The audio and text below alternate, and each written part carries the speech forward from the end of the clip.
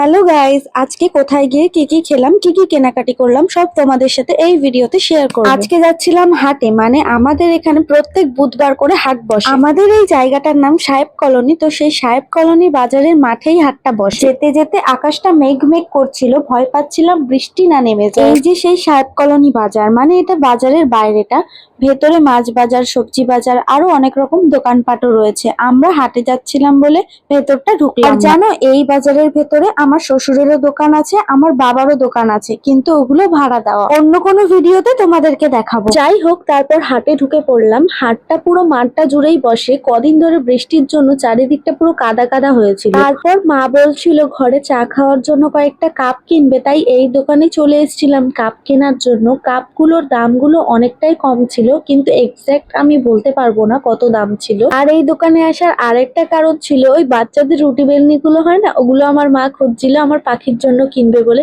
কিন্তু দুঃখের বিষয় এখানে আমরা কোথাও ওইগুলো পাইনি। তারপর একটা দোকানে এই সুন্দর সুন্দর ক্লিপ গুলো দেখছিলাম, এখানেই আমি দেখি আমার মেয়ের জন্য নিয়ে নি একটা দুটো। যাদের ঘরে ছোট মেয়ে আছে সেই মায়েরা আমার সাথে রিলেট করতে পারবে। আজকে দুটোই নিয়েছিলাম, বেশি নিইনি। তারপর ওখান থেকে চলে গেলাম, মা বলছিল পান নেবে বলে। জানো তো, আমার মেয়েকে এখন কোথাও নিয়ে যাওয়া মানে খুবই বিপদ। যা দেখবে সেটা নিয়ে জিদ করতে শুরু করে দেবে। ও এখন জিদ করছিল ওই ফ্লাওয়ার বেলুন গুলো নেবে বলে, যেগুলো অনেকবার নিয়ে ফেলেছে, বাড়ি নিয়ে গিয়ে ফাটিয়েও ফেলেছে। তাও মা ওকে কিনে দিল। দেখো এবার ওর আনন্দটা। তারপর আশেপাশে একটু ঘুরে ঘাড়ে দেখছিলাম, এগুলো সব জামা প্যান্টের দোকান। জামা প্যান্ট আমরা কিনতাম না, তাই তোমাদের এমনি দেখিয়ে দিচ্ছিলাম। হাটে আসা আমাদের ওই টুকটাক জিনিসপত্র কেনার জন্য, জামা প্যান্ট আমরা কিনি না। তাও মাঝে মাঝে এই কটনের কোনো প্যান্ট, ফ্রক আমার মেয়ের জন্য দেখলে আমি কিনে ফেলি। বাট এইবার যখন দীঘা গেছিলাম তখন হাট থেকে অনেক কিছুই কিনেছিলাম, কুর্তি, জুতো, অনেক কিছু। আমি একটা ক্ল্যাচার নেব বলে খুঁজছিলাম, তাই এই দোকানটাতে চলে গেছিলাম। এই ফ্লাওয়ার ক্লিপস গুলো আমার দারুণ লাগে, কিন্তু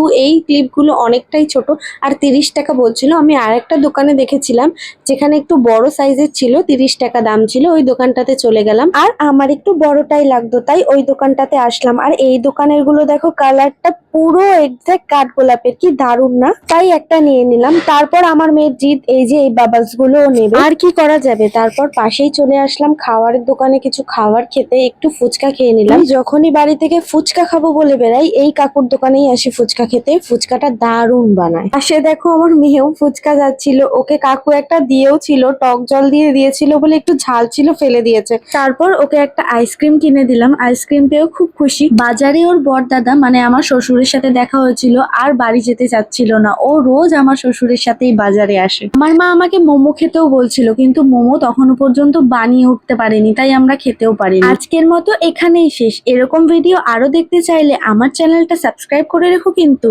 আবার দেখা হবে পরের ভ্লগে। টাটা।